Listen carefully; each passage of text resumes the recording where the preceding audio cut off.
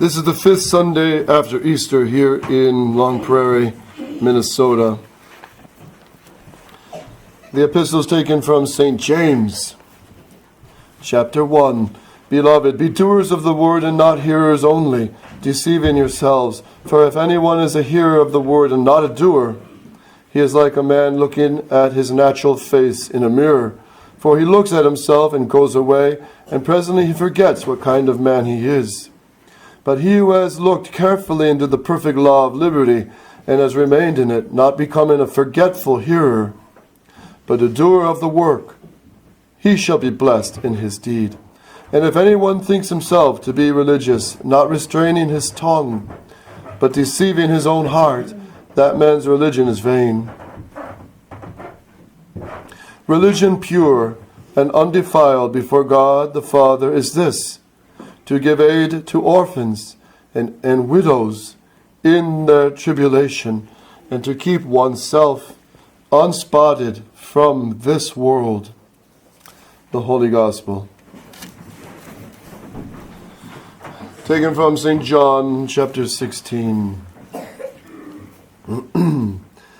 At that time Jesus said to his disciples, Amen, amen, I say to you, if you ask the Father anything in my name, he will give it to you. Hitherto you have not asked anything in my name. Ask, and you shall receive, that your joy may be full. These things I have spoken to you in parables. The hour is coming when I will no longer speak to you in parables, but will speak to you plainly of the Father. In that day you shall ask in my name. And I do not say to you that I will ask the Father for you, for the Father himself loves you, because you have loved me, and have believed that I came forth from God. I came forth from the Father, and have come into the world. Again, I leave the world, and I go to the Father. His disciples said to him, Behold, now thou speakest plainly, and utterest no parables. Now we know that thou knowest all things, and dost not need that anyone should question thee. For this reason we believe that thou camest forth from God. Thus are the words of the sacred Scripture.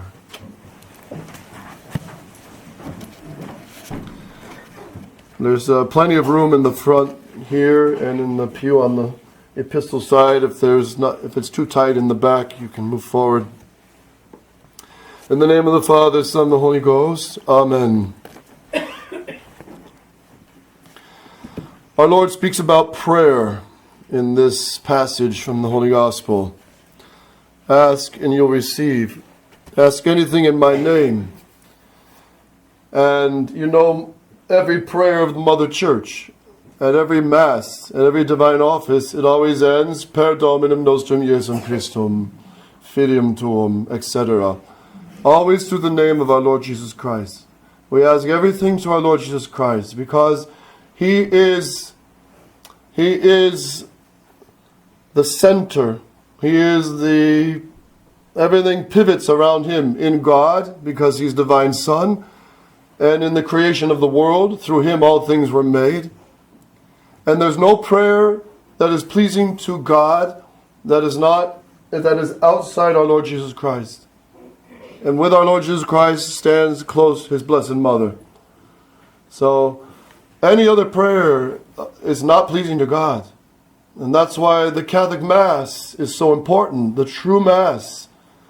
Because the true Mass is the sacrifice of Christ on the cross.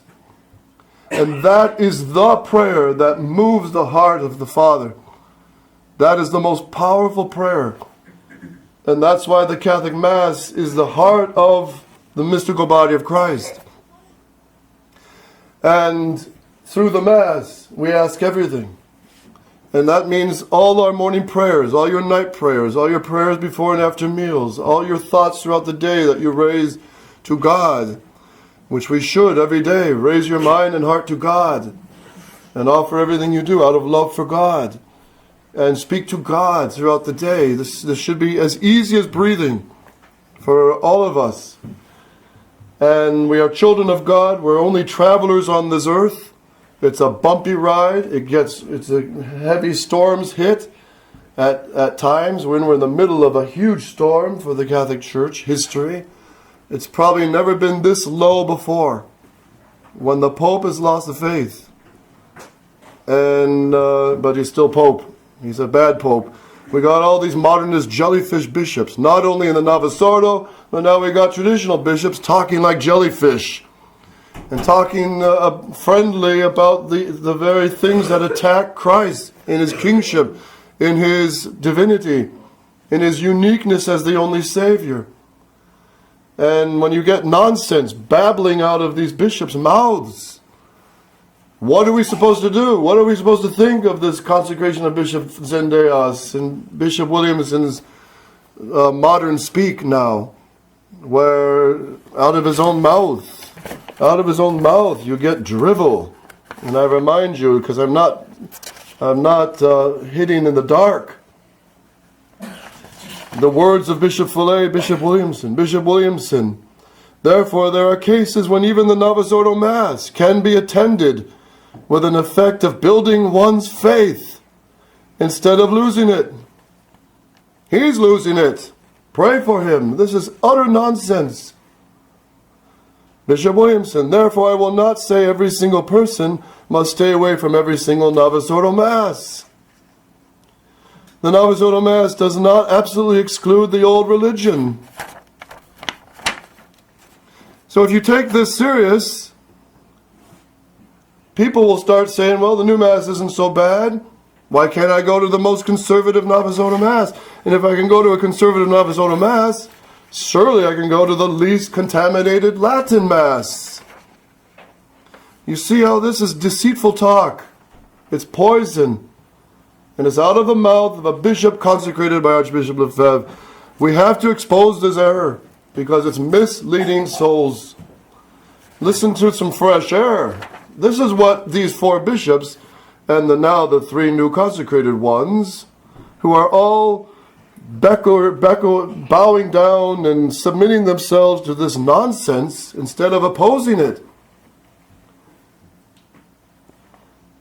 Here's the words of Archbishop Lefebvre on the new Mass. He says, and we have the precise conviction that this new rite of Mass expresses a new faith, a faith which is not ours, a faith which is not the Catholic faith. Anybody confused by this? Let's hear some more fresh air. This new Mass is a symbol, is an expression, is an image of a new faith, of a modernist faith. Now it is evident that the new rite, if I may say so, supposes another conception of the Catholic religion, another religion. I will never celebrate the Mass according to the new rite, even under the threat of ecclesiastical penalties, and I will never advise anyone positively to participate actively in such a Mass. Archbishop Lefebvre, stay away from it. And this is, of course, I'm talking to the choir here. None of you are going to go to the new Mass. But my point is, why is a Catholic bishop speaking this way? And he just consecrated Bishop Zendejas. Bishop Zendejas, if you want gumbly talk, listen to Bishop Zendejas. You cannot get a straight answer from such a man. And he should be talking clearly the Catholic faith, which is a duty especially of a bishop. So Bishop Williamson, who is now talking double-sided, double-tongued, now Bishop Zendejas speaks this kind of language. And even before he was consecrated a bishop, nobody knows what he's really saying. So these games being played by these so-called traditional bishops, what are we to think of all this? What are we who are striving to keep the faith, who are striving to hold the line of the Catholic popes of all time, of the magisterium of the Church, and not just the true, beautiful doctrine of the Church, but also her great and more thunderous condemnations? Because the condemnations of modernism, of Zionism, of liberalism, of socialism, of communism, and all the modernist errors. All these condemnations are part of the Catholic teaching, and we must love them as well, because they protect you from the poison. And the great poison of the new Mass, of Vatican II, and the whole idea that all religions are many paths to the same God. This is promoted by the modernist popes. And it infects all of us. We are all affected by this poison. When the poison hits the air, you walk into a smoke-filled room, you start breathing it. You start smelling like it. And you start thinking poisonous thoughts. And the poisonous thoughts, the most deadly thoughts we can ever think, are the thoughts of atheism. Does God really exist? Oh, I'm not sure if I have a soul. I'm not sure if the Bible is really true. I'm not sure if Catholic tradition is the right way to go. Maybe the new Pope is right. Maybe the new religion is right. Maybe Bishop Williamson's right. The new church gives grace. The new Mass gives grace. And people start stumbling in the darkness. And they slowly erode. Listen to the words of Bishop Lefebvre again on this point. What he would say to Bishop Williamson and what he would say to Bishop Fillet, who are now becoming real traitors to the Catholic faith. And we need to pray for them.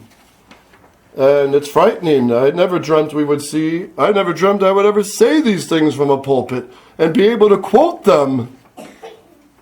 That the new Mass is legitimate, that the new church, the new conciliar church, you can't exclude it as not having anything Catholic in it. Look at the fruits. Archbishop Lefebvre used to say that, and great Father Pulvermacher. Look at the fruits. If you plant fruit trees, and the trees grow, and there's never any fruit on any of those seeds, and no matter what you do to manure it, to fertilize it, to prune it, it does never give fruit. What are you going to do? You're going to go back and buy more of those seeds? No, they're worthless seeds. They've been poisoned, GMO'd. The fruits of the new Mass in Vatican II are all bad. And I don't need to convince you. Just go visit your local parish. Go see a Sunday Mass for 10 minutes at a local parish, Saturday night. Go watch. Show your kids. This is why the church is in such a nightmare crisis. And all the little kids, they all see it. They see even just 5 minutes, 1 minute of the new Mass. They know it's a joke.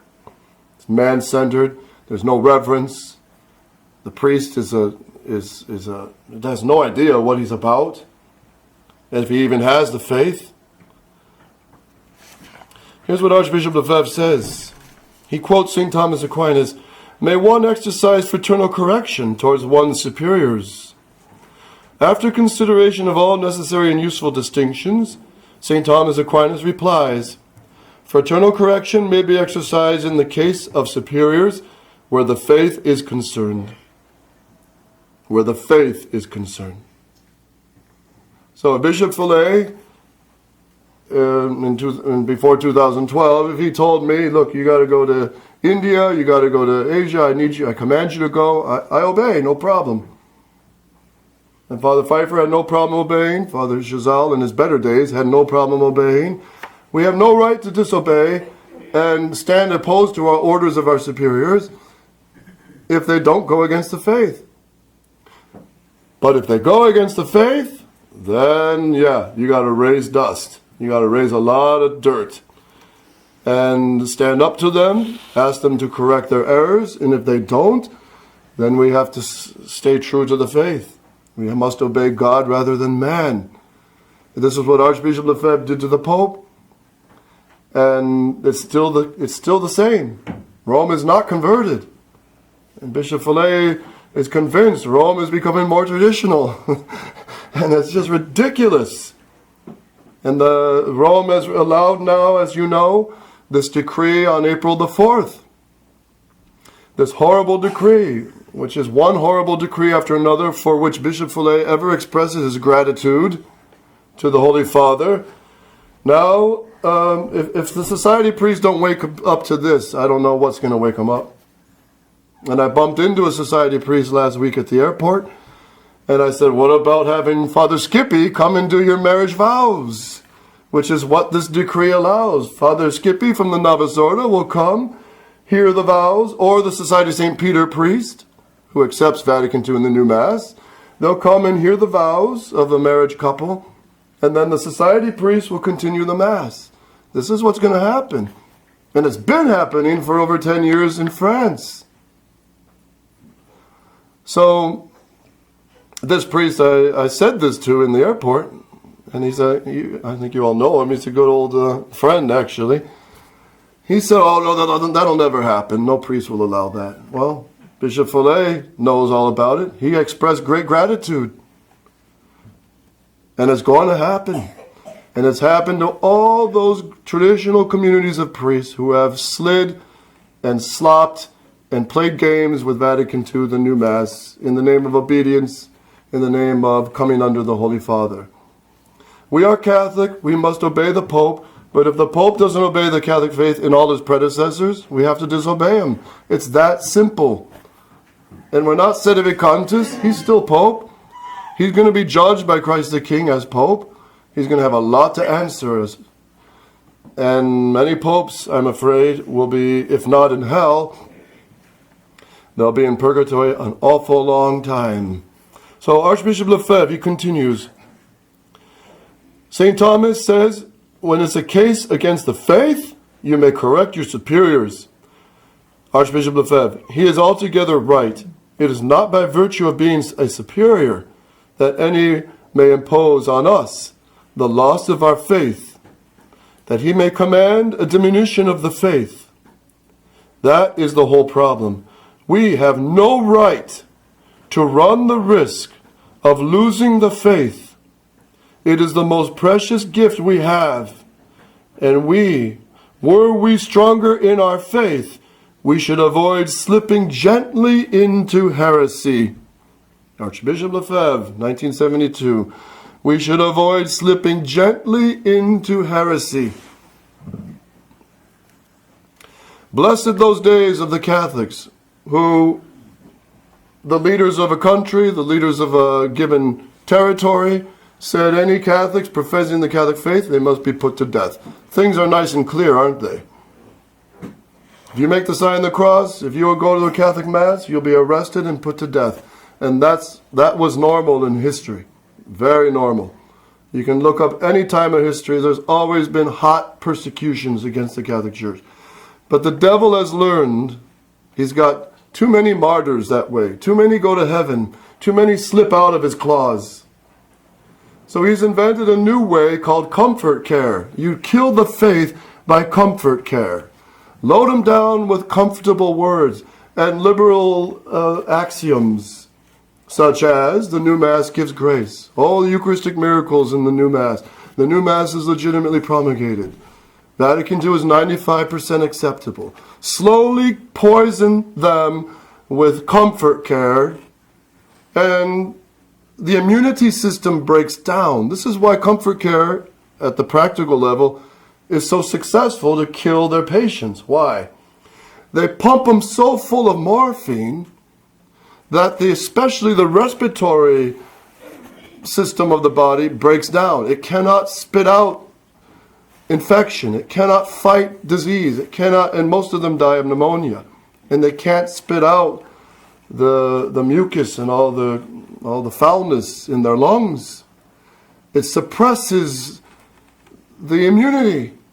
So the body cannot fight against disease, bacteria, and the virus or cancer. That's exactly now the policy of the devil. It's worldwide comfort care from Pope Francis and his new buddies, new friends, Bishop Follet, Bishop Williamson, and all those bishops who are quietly going along with them. It's called comfort care. And they inoculate, they poison you with these liberal phrases so that you gently slip into heresy. And it is happening. You don't believe it? We've bumped into resistance priests who are arguing now for 3-4 hours. Resistance faithful. Even in the jungles of Colombia, we spent 4 hours trying to convince a faithful, no, the new Mass doesn't give grace. The new Mass is poison. Stay away from it. Oh, you can't say that because Bishop Williamson teaches this. Well, Bishop Williamson's wrong. And if I taught it, I'm dead wrong and should be driven out of these chapels. So we should be sick and tired of our bishops playing games with our Catholic faith. And we should be sick and tired, which we are, of our popes bashing the Catholic faith, slapping the Mother of God in the face. Pope Francis was just in Fatima. He beatified or canonized Saint little Jacinta and Francisco. Of course, they are saints. They deserve it. Our Lady already canonized them. I mean, we can't really trust their canonizations either. But we know those two are certainly saints. There's no doubt about it. Why didn't he consecrate Russia? He has no problem calling all these bishops into Rome over a meeting to smash the sacredness of marriage, to fast forward the drive-through process for annulments, and smash more marriages throughout the world, and allow divorce to come to communion and commit sacrilege after sacrilege, if those masses are valid. He has no problem doing that, but what about obeying the Mother of God? We should be so sick and tired of seeing these prelates smashing our faith. And it should be very clear to us, hold the line of a prelate who kept the faith, who taught clearly the Catholic faith, and steered through great, big obstacles since Vatican II. Archbishop Lefebvre, he avoided sedevacantism, which is an error, and he avoided this false obedience of obeying and falling in with the new religion and the new church, the conciliar church. That's all we got to do. And it's very disappointing. It's very saddening. But we got to fight. You know the story of that German priest, Father Goldman. He has the book called Under the Shadow of His Wings. It's a great story. And this young seminarian, it was a time of war. He was given permission by the bishop to bring Holy Communion. Since he was a cleric, he was given special permission to bring communion to the dying soldiers on the field. And he ran out of hosts. He went to a local Italian parish church, and the parish priest was there, and he said, "Father, I'm a soldier in the battle. I am a seminarian. I have this paper decree. Here's the bishop. He signed it. Here's his seal. He gave me permission to give communion to the soldiers on the battlefield. Father, we're going into battle tomorrow. I need more hosts." "Oh, no, I'm not giving you hosts. You're not a priest." And he said, "Well, I got the permission." This is, of course, during World War II, long before Vatican II. And the priest said, "No, I can't allow this." "Father, those soldiers dying on the field, they need the sacraments. Why don't you go and anoint them?" "Oh, no, I'm too busy here." "Then give me the hosts." The father continued to refuse, just like these bishops and these modernists and these people playing games with our Catholic faith, refused to teach the truth clearly, refused to defend the faith publicly the way they're supposed to. And that's why it's another disheartening phrase from Bishop Williamson last Sunday when he said in the talk, "It was good they consecrated Russia in the hope that the Pope will do it. Fine, that's good. That's good." And most of his speech was actually the old Bishop Williamson. But he ruined it all by the last few sentences. When he said that we have to not be teaching publicly, and what else did he say? Bishop Williamson in his last talk, it's piling up so thick and heavy that it's just disappointing. But he went on to say that, well, my memory fails me right now, but it's just this continuation of this drivel of confusion. Anyway, what did that soldier do? Father Goldman, as a seminarian, what did he do? Father, these boys are dying on the field. Same thing we say to Bishop Williamson. Their soul's dying. They need the faith. Stop playing games with the faith about new mass, conciliar church. Just teach the truth. And stop favoring these priests who are also unclear, like Father Zendejas. Nobody knows what he says. And now his purpose is to destroy the real resistance. Don't be fooled. The purpose of consecrating Bishop Zendejas in the United States is to crush Our Lady of Mount Carmel in Kentucky. They want it destroyed. They want the work of Archbishop Lefebvre stopped. And they're going to do it. And Bishop Zendejas, he is the perfect eel and the perfect wolf to do the job, because he doesn't speak clearly. He plays games. He's friends with everybody. Sedevacantis, Novus Ordo, you name it. Don't trust him. And that's a warning from, I have nothing personal against him, nothing. But you can't get anything straight from that mouth. Can you trust that? Can you trust a doctor who cannot tell you what's up or down with your health? No. If he speaks gobbledygook, you go to another doctor that can analyze your symptoms and figure out what's wrong. So we're at the time, I think we're back to that great story of Father Goldman. What did he do? Father, these boys are dying on the field. You're going to neglect them? You're not going to let me take host to them? Father Goldman, as a young seminarian and a soldier for the German army, took out his pistol, held it to the priest's head. Give me the host now. Oh yeah, okay. He opened the tabernacle, took out the host, and he let him take the host for the dying soldiers. At gunpoint.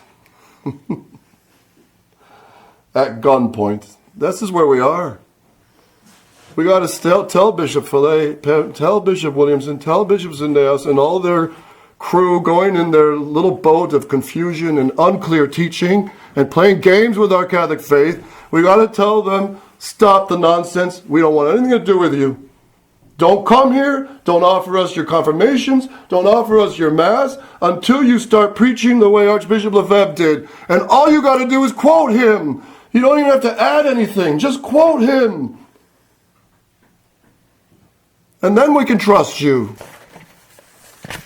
You should be sick and tired of them spitting on our Catholic faith, trampling on the Catholic Mass, playing games with people's minds, and they know exactly what they're doing. And that's why when Father Pfeiffer called Bishop Williamson called Father Pfeiffer and said, look, back in 2013, they're offering me a deal.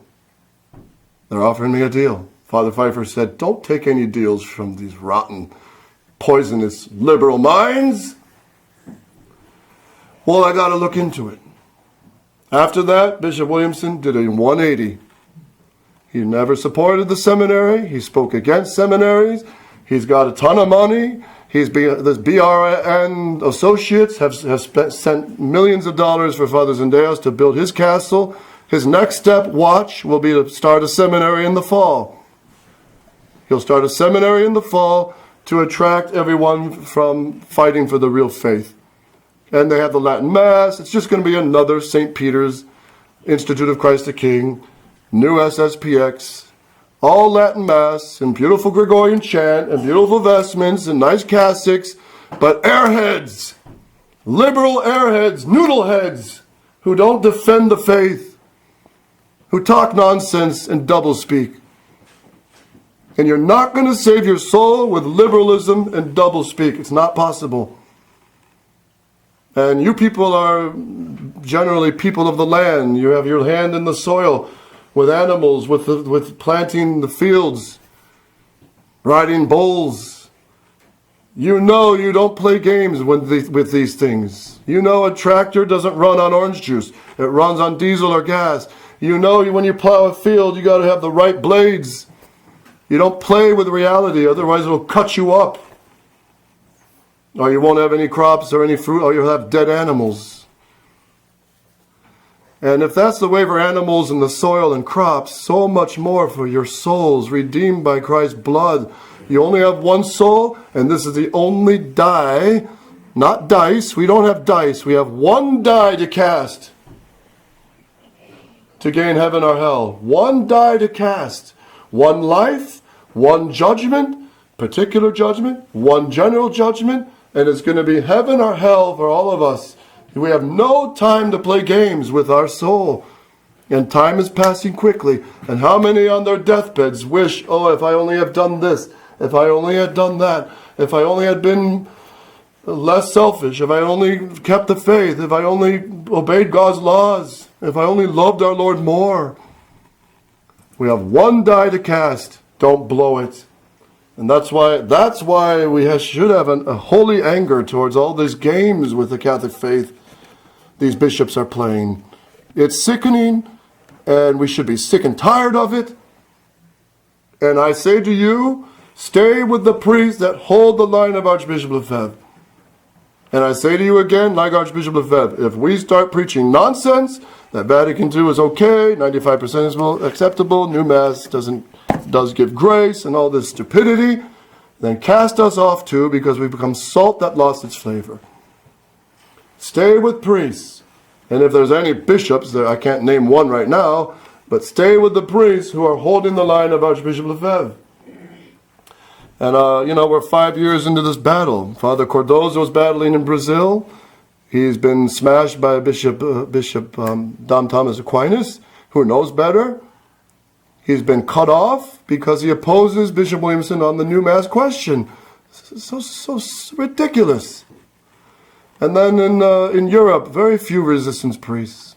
And some of them have gone sedevacantes. So I was hoping, with Father Pfeiffer, we were both hoping, let's hope more priests will join us. It's been 5 years now. No one has joined. Yet no one's reacting. In the U.S. district, has there been a huge resistance raised against this new decree on allowing Father Novisordo Skippy to come and hear the vows and the marriages? No.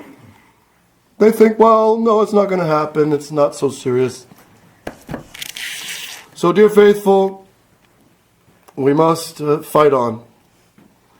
And just like in wartime, you got to do what you got to do what you have to do to keep the faith. And that means oppose all liberal nonsense. Keep the faith of tradition. The condemnations of the great popes. The great stand of Archbishop Lefebvre. And heed the warnings of the Virgin Mary of Fatima 100 years ago.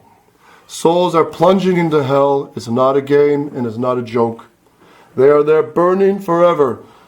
Mothers like you, burning in hell because they were wearing miniskirts and practicing NFP and filling their heads with the worldliness instead of their duties as mothers and becoming saints and taking the children God's hands. Many dads in hell because they set bad examples, didn't teach their sons the faith. Many boys in hell because they were more interested in the world than in the love of God. More interested in having fun with girls and all vice and drunkenness and pleasing their party buddies rather than saving their buddies from hell and leading them to heaven like St. Bernard did. And there's many little girls in hell too because of immodesty, dressing in a way to seduce and provocative. And many skirts are a no-no. Wear the skirts either half calf or lower. Stop this knee-high nonsense. Pius XI already spoke, and he spoke for the whole human nature. It's not a question, it's the fashions of the 1930s, it's the fashion of the 1920s. No. A woman is a woman always, from Adam and Eve till now. And if she dresses seductively and seducely, it's just as tempting as it was 1,000 years ago. And he says, a woman's dress should be half calf. He says, below the knee while sitting down, which is basically half calf or lower. Stop this knee-high stupidity. And besides, it's ugly anyway. And it's not modest, and it's not fitting for a girl. Sister Josefa Menendez saw a 15-year-old girl burning in hell. in 1923, March 23rd. She saw that girl in hell burning. She didn't know why, but... So, many are in hell. And this is the message of Fatima. Wake up, dear children. You're on the verge of losing your soul through atheism, through material worship of material pleasure, which is the essence of communism, to live as if there's no eternity. And Our Lady of Fatima warned us. She gave the third secret that was supposed to be revealed in 1960, and these popes slapped her in the face. We should be sick and tired of our clerics, of our prelates, slapping the Mother of God in the face. If someone walks up to your mother and starts slapping her in the face, boys, I hope you will pull out everything you have to bring them down and knock them down and knock them out. You better. And here we are watching our Blessed Mother be slapped on, spit on, ridiculed by all these traditional bishops, as well as modernist bishops, as well as our Pope. We've had enough of this. And what do? Obey her. Pray the rosary every day. Wear her scapular. Fulfill the 5 first Saturdays. If you don't have Mass, make a spiritual communion. Fulfill it anyway. And receive communion when you have the Mass. Study your faith. Part of the weapons, part of any military guy knows, he has to know the strategy of their platoon. If they don't get the strategy, they're going to get shot and even ruin the plan and get their buddies shot as well. All of them must know the strategy. The strategy for us, know your catechism. Know the errors of the modern world. Read the papal encyclicals, they're not that hard. Read Father Dennis Fay, who exposes the Judeo-Masonic plots, the prodigals of Sion, which are happening before our eyes. Read Archbishop Lefebvre's clear writing and his sermons. And they're available. They're available. And in most of our sermons, we usually quote Archbishop Lefebvre. And fight. Fight. I mean, it's pretty scary, isn't it? Who would have thought 10 years ago Bishop Follet would fall? Who would have thought 10 years ago Bishop Williamson would fall for nonsense? Who would have thought all these priests would be spineless to watch their mother get slapped and trampled on? Work out your salvation with fear and trembling. And let's go now to the altar, to the ultimate pleasing prayer to the heart of the Blessed Trinity, which is His divine Son on the cross. And this is what the devil hates so much, the sacrifice of the Mass, the extreme love of God. So let's ask the Mother of God, kneel at the Mass with her, ask her, inflame my heart with a love for you, Lord, a great love for you, a great love for you that will defend the faith, that will be able to hold a gun to a priest's head. Give me the hose for the sake of the dying. That is, stop preaching nonsense and teaching nonsense. Give us the faith of all time. That's what you should be demanding from your priests and from your bishops. And lastly, of course, pray for all of them. Pray for all of them. All the apostles also became apostates, but they all came back to the faith. If even one bishop, like Thomas Aquinas, if he just comes back to the position of Archbishop Lefebvre and stands up to the errors of Bishop Williamson, he will do a great service to the whole Catholic Church. He will be a friend again of tradition, and we can trust such a bishop. Pray for something like that to happen. O Mary conceived without sin. O Mary conceived without sin. O Mary conceived without sin. In the name of the Father, Son, and Holy Ghost. Amen.